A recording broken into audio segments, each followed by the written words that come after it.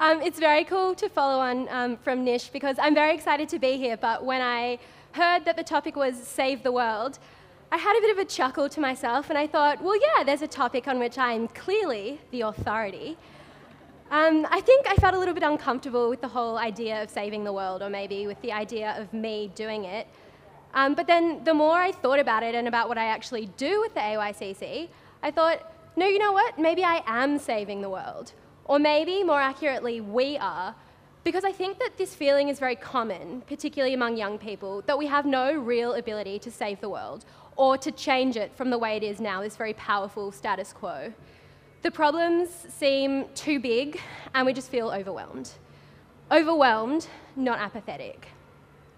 I think this feeling is probably familiar to some people here. It's something that I've certainly felt before myself. But the clearest thing that I've learned since joining the climate action movement is that together we have far more power than we are ever taught to believe. And I think that we need to start owning that for the sake of the whole world. And so to convince you, I want to tell you a story about power, money, and a bunch of young people with a Nemo costume. AYCC volunteers around the country, including me, have been campaigning to protect the Great Barrier Reef from new coal ports and coal mines since last year. In Queensland, the government and business have worked together to unlock the largest coal reserve in the world, the Galilee Basin.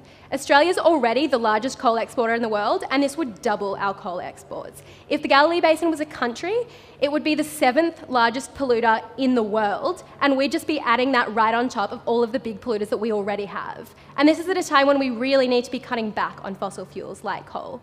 But in addition to that, it would devastate our Great Barrier Reef, both from the pollution that it would emit and from the ports that are required to ship the coal, which are proposed to be built in the Great Barrier Reef.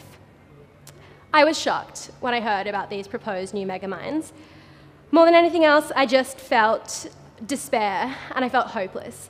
The potential scale of the damage is enormous that we could do with these mines, but so is the power and the money of the companies involved. It's actually the reason that I joined the AYCC. I've always been an activist, but previously I was involved in other social justice issues and I thought that climate change wasn't my issue. But when I heard about the role that Australia was going to play in driving catastrophic climate change with these new mines, I knew that it had to become my issue. The mines have already been approved by the government. Our only point of intervention now is to stop the coal ports and the rail lines from being built. Without the infrastructure, there can be no mines. So at the AYCC, we were even more shocked when we heard that the company funding the APX terminal, the largest coal port terminal on the Great Barrier Reef, was Lend-Lease, an Australian company and a proud world leader in sustainability. None of it made any sense, and so we decided to take it directly to Lend-Lease and ask them to consider our future as young people and withdraw their funding. To me, that sounded like a pretty big ask. In October, we launched a petition with the Sum of Us that attracted 170,000 signatures, and then we took that message directly to their door. We held a beach party outside their AGM, and we talked to shareholders as they entered about our concerns.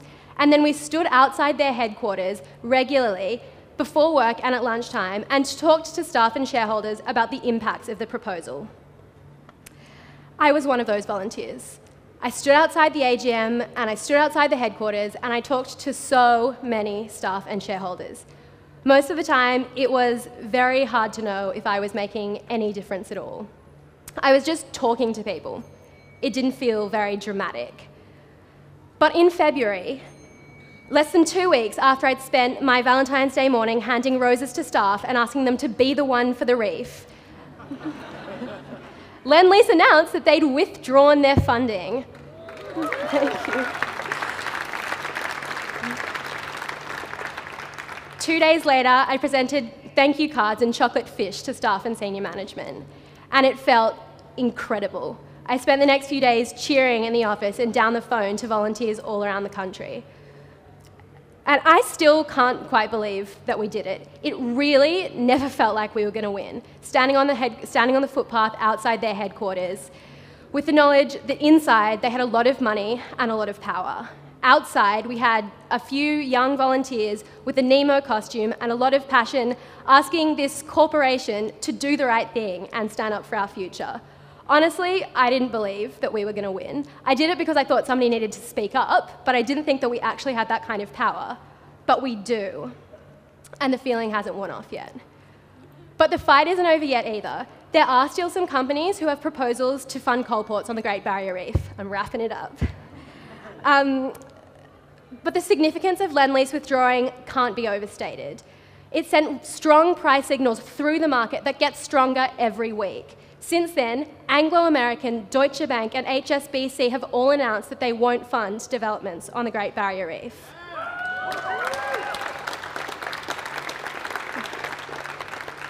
And now we're looking to our big four Australian banks to make the same commitment. The movement is growing. So when I think about saving the world right now, I think about keeping the coal in the ground in the Galilee Basin. It's about doing our bit in Australia to keep temperature rise below catastrophic climate change from which we cannot return. It's about catalysing the transition from dirty fossil fuels to clean renewable energy. And it's about protecting our Great Barrier Reef. And you know what? We are doing it. So if we win in Queensland, and we will win, we will be, without a doubt, saving the world. Together, we have far more power than we allow ourselves to believe. People will leave today with a really good toolkit of actions to save the world. People just taking matters into their own hands. We really do have the power to empower people to, I guess, feel comfortable in their lives. Connect that passion and talent I have. Don't just do one thing, do 100 things.